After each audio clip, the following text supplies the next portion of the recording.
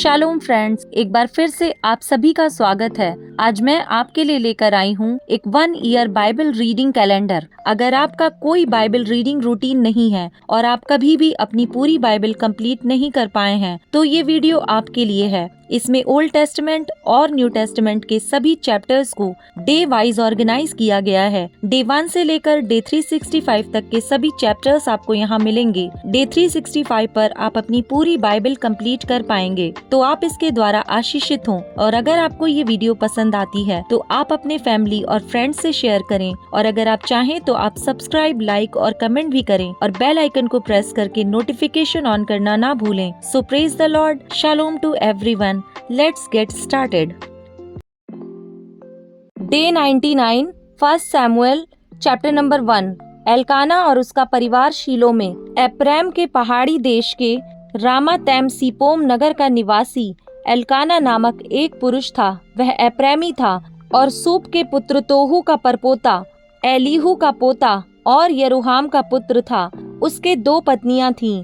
एक का नाम हन्ना और दूसरी का नाम पनिन्ना था। पनिन्ना के तो बालक हुए, परंतु हन्ना के कोई बालक ना हुआ। वह पुरुष प्रतिवर्ष अपने नगर से सेनाओं के यहोवा को दंडवत करने और मेल बलि चढ़ाने के लिए शीलो में जाता था। वहाँ होपनी और पीनहास नामक एली के दोनों पुत्र रहते थे, जो यहोवा के याजक थे।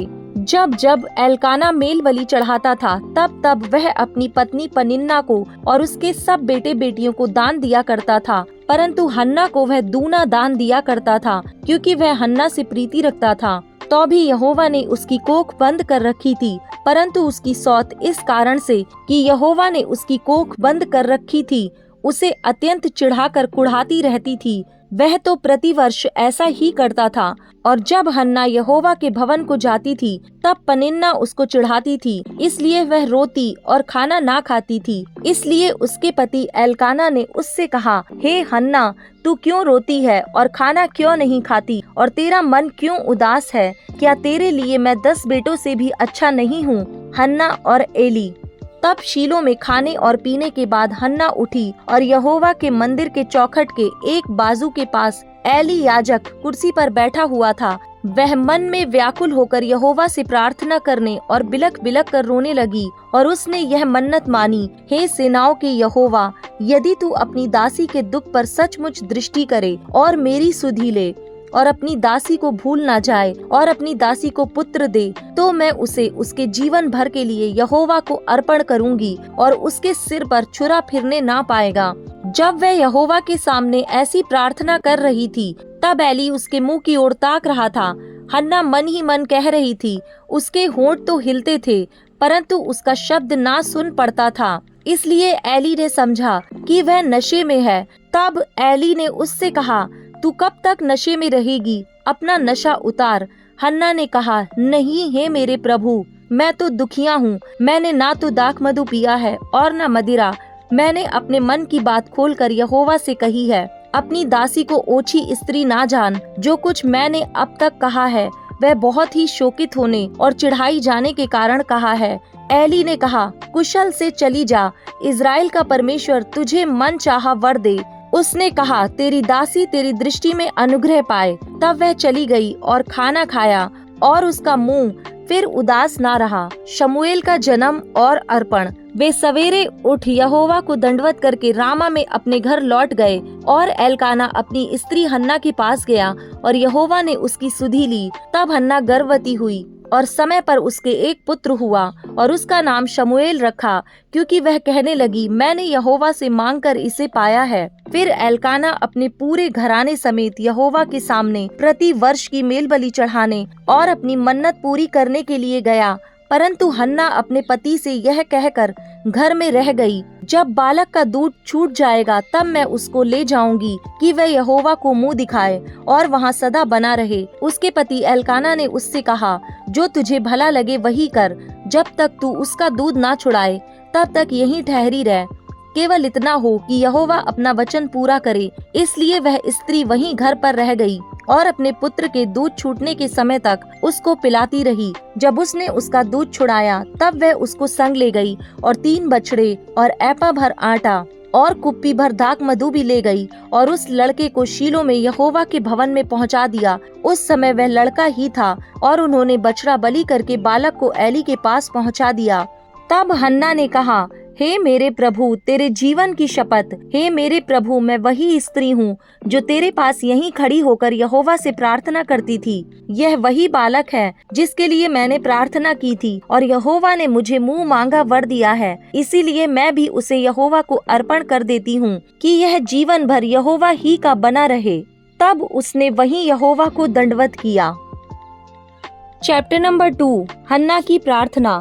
तब हन्ना ने प्रार्थना करके कहा, मेरा मन यहोवा के कारण मगन है, मेरा सींग यहोवा के कारण ऊंचा हुआ है, मेरा मुंह मेरे शत्रुओं के विरुद्ध खुल गया, क्योंकि मैं तेरे किए हुए उद्धार से आनंदित हूँ। यहोवा के तुल्य कोई पवित्र नहीं, क्योंकि तुझको छोड़ और कोई है ही नहीं, और हमारे परमेश्वर के समान कोई चट्टान नहीं। फूल कर अहंकार की और बातें मत करो और अंधेर की बातें तुम्हारे मुंह से ना निकले, क्योंकि यहोवा ज्ञानी ईश्वर है और कामों का तौलने वाला है। शूरवीरों के धनुष टूट गए और ठोकर खाने वालों की कटी में बल का फेंटा कसा गया। जो पेट भरते थे उन्हें रोटी के लिए मजदूरी करनी पड़ी, वे भूखे थे, वे फिर ऐसे ना रहे, वरन जो बांझ थी उसके साथ हुए, और अनेक बालकों की माता घुलती जाती है। यहोवा मारता है और जिलाता भी है, वही अधोलोक में उतारता और उससे निकालता भी है। यहोवा निर्धन करता और धनी भी बनाता है, वही नीचा करता और ऊंचा भी करता है। वह कंगाल को धूलि में से उठाता और दरिद्र को घूरे में से निकाल खड़ा करता है, ताकि उनको अधिपतियों के संग बिठाए और महिमा युक्त सिंहासन के अधिकारी बनाए। क्योंकि पृथ्वी के खंबे यहोवा के हैं और उसने उन पर जगत को धरा है। वह अपने भक्तों के पाँवों को संभाले रहेगा, परंतु दुष्ट अंधियारे में चुपचाप पड़े रहेंगे, क्योंकि कोई मनुष्य अपने बल के कारण प्रबल ना होगा। जो यहोवा से झगड़ते हैं वे चकनाचूर होंगे। वह उनके विरुद्ध आकाश में गरजेगा। यहोवा पृथ्वी की छोर तक न्याय करेगा और अपने राजा को बल देगा और अपने अभिषिक्त के सींग को ऊंचा करेगा। तब एल्काना रामा को अपने घर चला गया और वह बालक एली याजक के सामने यहोवा की सेवा टहल करने लगा। एली के पुत्र तो लुच्चे थे, उन्होंने यहोवा को ना पहचाना। याजकों की रीति लोगों के साथ यह थी कि जब कोई मनुष्य मेल बलि चढ़ाता था, तब याजक का सेवक मांस पकाने के समय एक 3 नोक वाला कांटा हाथ में लिए हुए आकर उसे कढ़ाई या हंडी या हंडे या तसले के भीतर डालता था, और जितना मांस कांटे में लग जाता था उतना याजक आप ले लेता था। ऐसा ही वे शीलो में सारे इजरायलियों से किया करते थे जो वहाँ आते थे। और चर्बी जलाने से पहले भी याजक का सेवक आकर मेल बलि चढ़ाने वाले से कहता था, भूनने के लिए याजक को मांस दे, वह तुझसे पका हुआ नहीं कच्चा ही मांस लेगा। और जब कोई उससे कहता, निश्चय चर्बी अभी जलाई जाएगी, तब जितना तेरा जी चाहे उतना ले लेना, तब वह कहता था, नहीं अभी दे, नहीं तो मैं छीन लूंगा। इसलिए उन जवानों का पाप यहोवा की दृष्टि में बहुत भारी हुआ, क्योंकि वे मनुष्य यहोवा की भेंट का तिरस्कार करते थे। बालक शमूएल शीलो में। परंतु शमूएल जो बालक था सनी का एपोद पहने हुए यहोवा के सामने सेवा टहल किया करता था, और उसकी माता प्रतिवर्ष उसके लिए एक छोटा सा बागा बनाकर जब अपने पति के संग प्रतिवर्ष की मेल बलि चढ़ाने आती थी, तब बागे को उसके लिए लाया करती थी। एली ने एल्काना और उसकी पत्नी को आशीर्वाद देकर कहा, यहोवा इस बालक के बदले जो उसको अर्पण किया गया है, तुझको इस पत्नी से वंश दे। तब वे अपने यहाँ चले गए। यहोवा ने हन्ना की सुधि ली और वह गर्भवती हुई, और उसके 3 बेटे और 2 बेटियां उत्पन्न हुईं, और बालक शमूएल यहोवा के संग रहता हुआ बढ़ता गया। एली और उसके पुत्र। एली तो अति बूढ़ा हो गया था, और उसने सुना कि उसके पुत्र सारे इजराइल से कैसा व्यवहार करते हैं, वरन मिलाप वाले तंबू के द्वार पर सेवा करने वाली स्त्रियों के संग कुकर्म भी करते हैं। तब उसने उनसे कहा, तुम ऐसे ऐसे काम क्यों करते हो? मैं इन सब लोगों से तुम्हारे कुकर्मों की चर्चा सुना करता हूँ। हे मेरे बेटों, ऐसा ना करो, क्योंकि जो समाचार मेरे सुनने में आता है वह अच्छा नहीं। तुम तो यहोवा की प्रजा से अपराध करते हो। यदि एक मनुष्य दूसरे मनुष्य का अपराध करे, तब तो परमेश्वर उसका न्याय करेगा। परंतु यदि कोई मनुष्य यहोवा के विरुद्ध पाप करे, तो उसके लिए कौन विनती करेगा? तो भी उन्होंने अपने पिता की बात ना मानी, क्योंकि यहोवा की इच्छा उन्हें मार डालने की थी। परंतु शमूएल बालक बढ़ता गया, और यहोवा और मनुष्य दोनों उससे प्रसन्न रहते थे। एली के परिवार के विरुद्ध भविष्यवाणी। तब परमेश्वर का एक जन एली के पास जाकर उससे कहने लगा, यहोवा यूं कहता है कि जब तेरे मूल पुरुष का घराना मिस्र में फिरौन के घराने के वश में था, तब क्या मैं उस पर निश्चय प्रकट ना हुआ था? और क्या मैंने उसे इज़राइल के सब गोत्रों में से इसलिए चुन नहीं लिया था कि मेरा याजक होकर मेरी वेदी के ऊपर चढ़ावे चढ़ाए और धूप जलाए और मेरे सामने एपोद पहना करे? और क्या मैंने तेरे मूल पुरुष के घराने को इज़राइलियों के सारे हव्य ना दिए थे? इसलिए मेरे मेल बलि और अन्न बलि को, जिन्हें मैंने अपने धाम में चढ़ाने की आज्ञा दी है, उन्हें तुम लोग क्यों पांव तले रौंदते हो? और तू क्यों अपने पुत्रों का मुझसे अधिक आदर करता है कि तुम लोग मेरी इज़राइली प्रजा की अच्छी से अच्छी भेंटें खा खा के मोटे हो जाओ? इसलिए इज़राइल के परमेश्वर यहोवा की यह वाणी है कि मैंने कहा तो था कि तेरा घराना और तेरे मूल पुरुष का घराना मेरे सामने सदैव चला करेगा, परंतु अब यहोवा की वाणी यह है कि अब यह बात मुझसे दूर हो, क्योंकि जो मेरा आदर करे मैं उनका आदर करूंगा, और जो मुझे तुच्छ जाने वे छोटे समझे जाएंगे। सुन, वे दिन आते हैं कि मैं तेरा भुजबल और तेरे मूल पुरुष के घराने का भुजबल ऐसा तोड़ डालूंगा कि तेरे घराने में कोई बूढ़ा होने ना पाएगा। इज़राइल का कितना ही कल्याण क्यों ना हो, तो भी तुझे मेरे धाम का दुख देख पड़ेगा, और तेरे घराने में कोई कभी बूढ़ा ना होने पाएगा। मैं तेरे कुल के सब किसी से तो अपनी वेदी की सेवा ना छीनूंगा, परंतु तो भी तेरी आंखें देखती रह जाएंगी और तेरा मन शोकित रहेगा, और तेरे घर की बढ़ती सब अपनी पूरी जवानी ही में मर मिटेंगे। और मेरी इस बात का चिन्ह वह विपत्ति होगी जो होप्नी और पीनहास नामक तेरे दोनों पुत्रों पर पड़ेगी, अर्थात वे दोनों के दोनों एक ही दिन मर जाएंगे। और मैं अपने लिए एक विश्वास योग्य याजक ठहराऊंगा, जो मेरे हृदय और मन की इच्छा के अनुसार किया करेगा, और मैं उसका घर बसाऊंगा और स्थिर करूंगा, और वह मेरे अभिषिक्त के आगे आगे सब दिन चला फिरा करेगा। और ऐसा हो कि जो कोई तेरे घराने में बचा रहेगा, वह उसी के पास जाकर एक छोटे से टुकड़े चांदी के या एक रोटी के लिए दंडवत करके कहेगा, याजक के किसी काम में मुझे लगा, जिससे मुझे एक टुकड़ा रोटी मिले। Chapter number 3। शमूएल को यहोवा का दर्शन। वह बालक शमूएल एली के सामने यहोवा की सेवा टहल करता था। उन दिनों में यहोवा का वचन दुर्लभ था और दर्शन कम मिलता था। और उस समय ऐसा हुआ कि एली की आंखें तो धुंधली होने लगी थीं और उसे ना सूझ पड़ता था। जब वह अपने स्थान में लेटा हुआ था और परमेश्वर का दीपक अब तक बुझा नहीं था, और शमूएल यहोवा के मंदिर में जहाँ परमेश्वर का संदूक था लेटा था, तब यहोवा ने शमूएल को पुकारा और उसने कहा, क्या आज्ञा? तब उसने एली के पास दौड़कर कहा, क्या आज्ञा? तूने तो मुझे पुकारा है। वह बोला, मैंने नहीं पुकारा, फिर जा लेट रह। तो वह जाकर लेट गया। तब यहोवा ने फिर पुकार के कहा, हे शमूएल। शमूएल उठकर एली के पास गया और कहा, क्या आज्ञा? तूने तो मुझे पुकारा है। उसने कहा, हे मेरे बेटे, मैंने नहीं पुकारा, फिर जा लेट रह। उस समय तक शमूएल यहोवा को नहीं पहचानता था और ना यहोवा का वचन ही उस पर प्रकट हुआ था। फिर तीसरी बार यहोवा ने शमूएल को पुकारा और वह उठ के एली के पास गया और कहा, क्या आज्ञा? तूने तो मुझे पुकारा है। तब एली ने समझ लिया कि इस बालक को यहोवा ने पुकारा है। इसलिए एली ने शमूएल से कहा, जा लेट रह, और यदि वह तुझे फिर पुकारे तो तू कहना, हे यहोवा कह, क्योंकि तेरा दास सुन रहा है। तब शमूएल अपने स्थान पर जाकर लेट गया। तब यहोवा आ खड़ा हुआ और पहले के समान पुकारा, शमूएल शमूएल। शमूएल ने कहा, कह, क्योंकि तेरा दास सुन रहा है। यहोवा ने शमूएल से कहा, सुन, मैं इज़राइल में एक ऐसा काम करने पर हूँ जिससे सब सुनने वालों पर बड़ा सन्नाटा छा जाएगा। उस दिन मैं एली के विरुद्ध वह सब कुछ पूरा करूँगा जो मैंने उसके घराने के विषय में कहा, उसे आरंभ से अंत तक पूरा करूँगा। क्योंकि मैं तो उसको यह कहकर जता चुका हूँ कि मैं उस अधर्म के कारण जिसे वह जानता है सदा के लिए उसके घर का न्याय करूँगा।